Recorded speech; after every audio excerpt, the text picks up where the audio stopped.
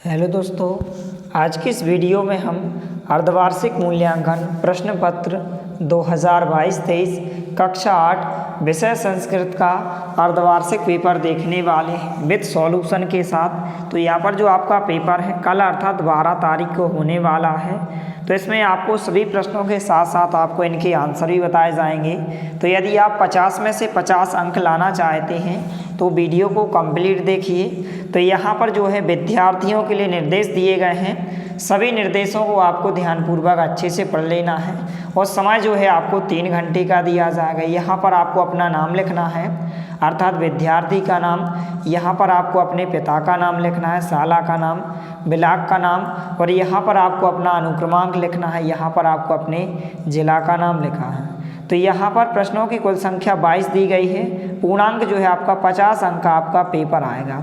तो यहाँ पर महत्वपूर्ण निर्देश दिए गए हैं कि प्रश्न पत्र में प्रश्नों के उत्तर प्रश्न के नीचे आगे दिए स्थान में निर्देश अनुसार लिखे जाएं और सभी प्रश्न करना अनिवार्य है और यहाँ से जो है कार्य प्रारंभ करें।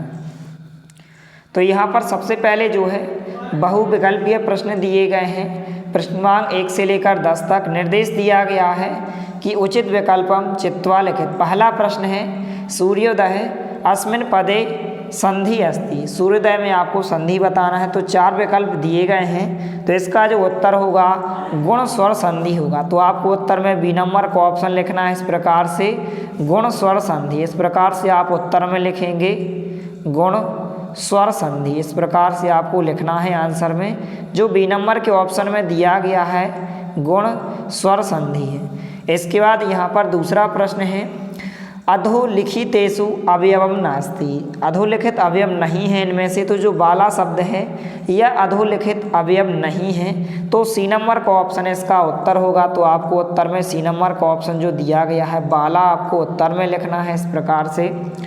इसके बाद तीसरा क्वेश्चन है लिखित्वा अस्मिन् पदे प्रत्यय अस्ति।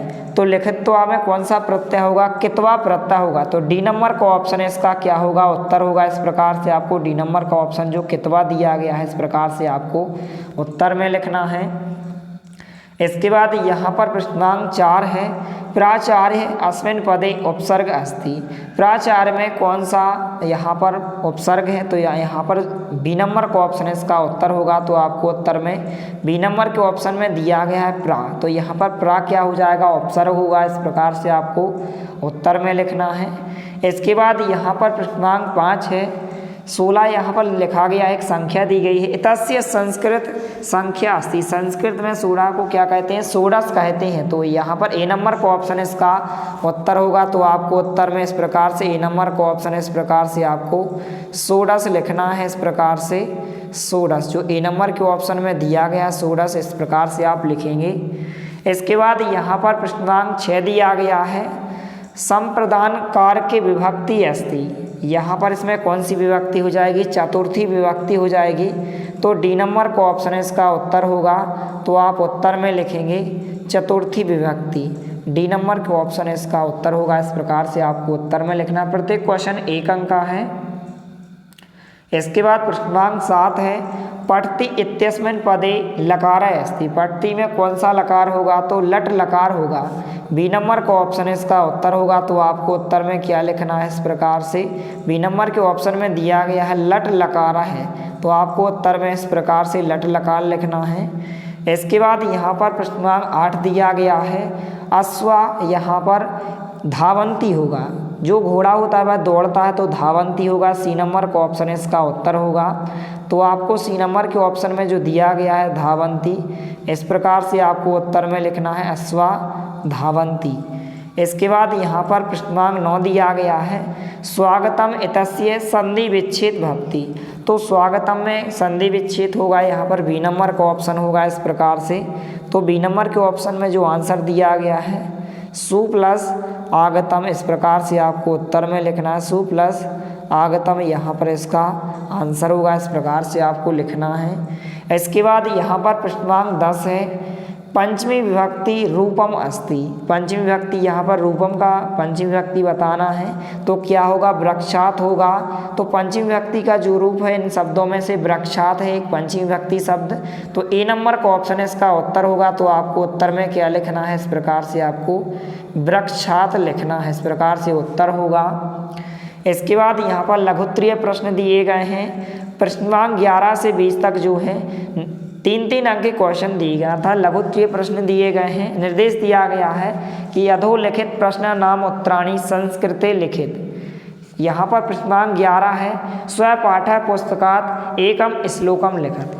आपको अपनी पाठ्य पुस्तक से कोई भी एक श्लोक लिखना है, जिस प्रकार से यहाँ पर हमने लिखा है कि बिना वेदम बिना गीता बिना रामायणी यहाँ पर कपान बिना कवि कालिदास भारत नाही। इस प्रकार से आपको एक श्लोक लिखना है। आप कोई भी श्लोक लिख सकते हैं, 3 अंक में पूछा गया है। इसके बाद प्रश्नांक 12 है संधि कृत। यहाँ पर आपको इनकी संधि करके नया शब्द बनाना है। सतजन जन है, क्या हो जाएगा, सज्जनय हो जाएगा।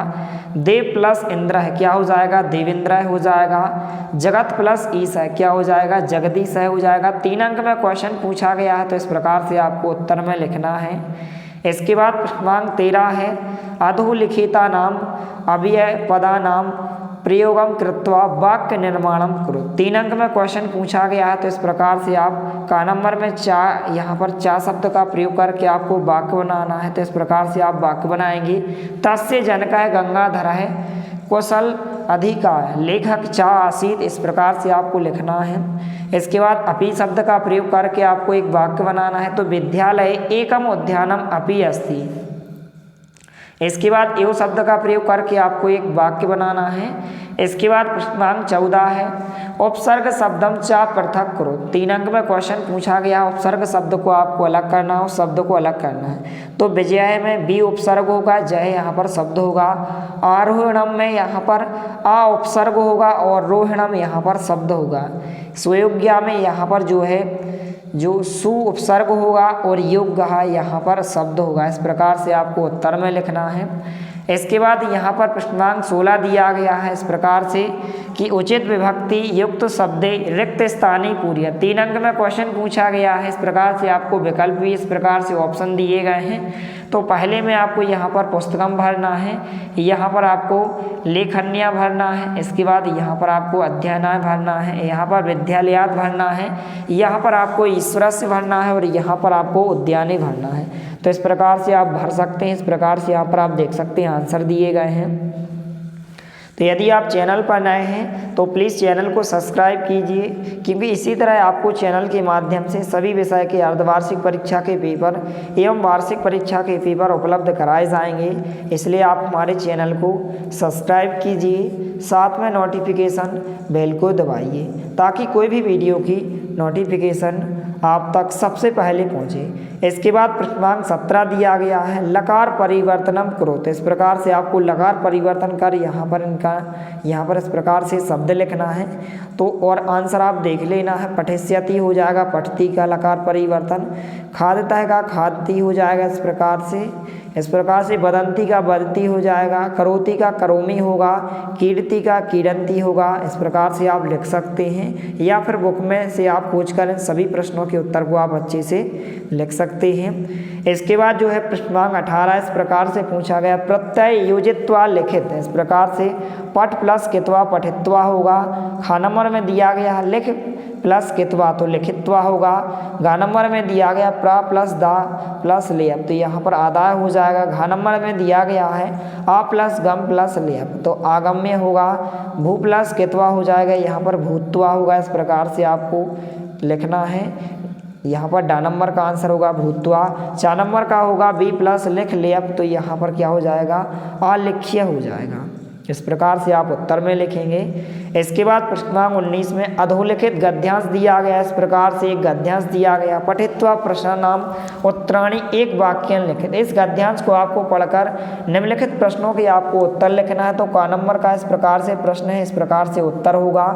इसके बाद ख नंबर का प्रश्न का उत्तर इस प्रकार से होगा, ग नंबर के प्रश्न का उत्तर इस प्रकार से होगा।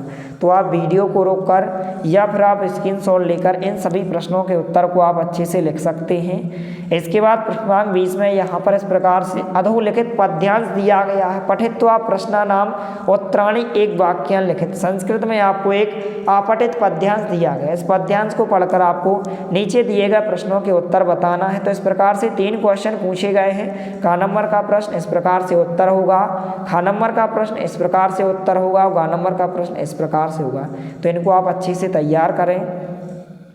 इसके बाद जो है दीर्घोत्तरीय प्रश्न पूछे गए हैं प्रश्न क्रमांक 21 और 22। प्रत्येक क्वेश्चन जो है 5 अंक का है।